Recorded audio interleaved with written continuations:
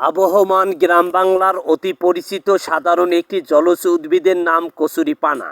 লালমনিরহাট সহ দেশের প্রায় প্রত্যেক এলাকায় হাওর বাওর খাল বিল আর শস্য শ্যামল সবুজে ভরপুর।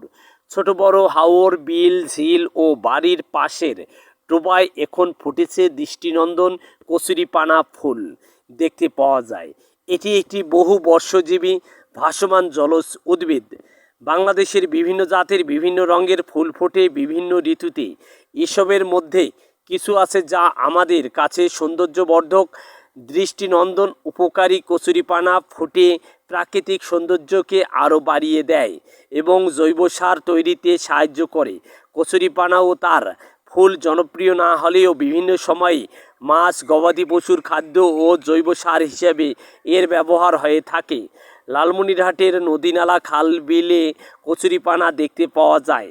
কবিগুরুর ভাষায় দেখা হয় নাই চক্ষু মেলিয়া, ঘর হতে শুধু দু পা ফেলিয়া। এমন এক অবহেলিত উদ্ভিদে এত নয়নাভিরাম মনোমুগ্ধকর চিত্তাকর্ষক ফুল যা প্রকৃতি প্রেমীদের বিমুগ্ধ না করে পারে না। M R Rashed, Lalmonirhat.